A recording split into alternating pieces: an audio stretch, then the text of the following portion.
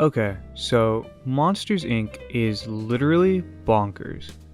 An advanced civilization discovers a way to travel to another dimension, the portal being a door which leads to our dimension, and then somehow they also discover that human screams can be turned into an energy source, and they build everything around it.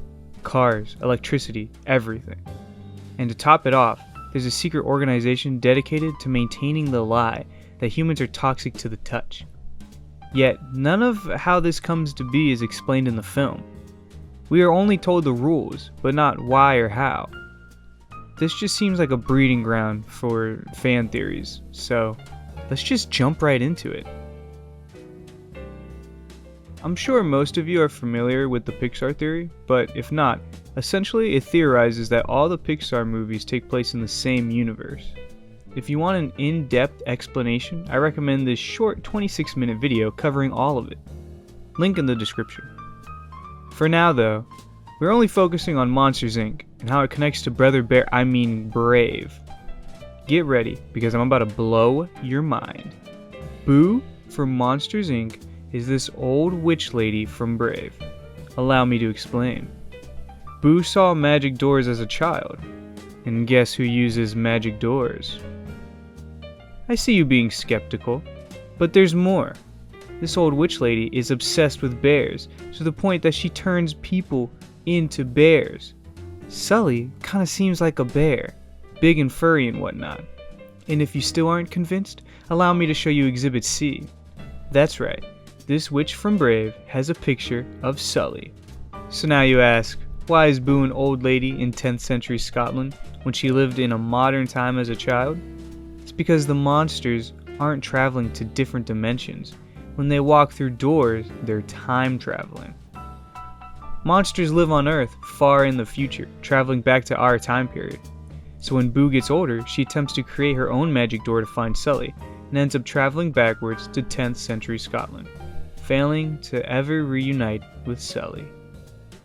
This theory is actually really sad, so therefore it's 100% false, because Boo is actually Violet from The Incredibles. Listen, if this really was Boo, then Mike Wazowski would be carved in right here, case closed. Now let me tell you something, this new theory has some legs. Look at the similar appearance here. I don't know about you, but I don't see any similarity between these two.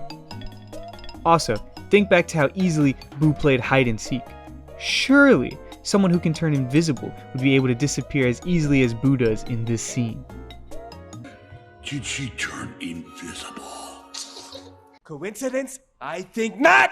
My final point would be that what better monster could possibly be assigned to than Randall, the one monster who can turn invisible. Oh, and why trust a random big hairy monster unless he looks like your dad? That's right, Boo is Violet, confirmed. Oh, what's that? You remember the incredibly small detail that Boo signed her artwork as Mary? Well, the Superhero Relocation Act, obviously. Violet's name used to be Mary, then after relocation, her parents renamed her Violet because Ultra Violet. I mean, come on guys, this stuff is just too obvious.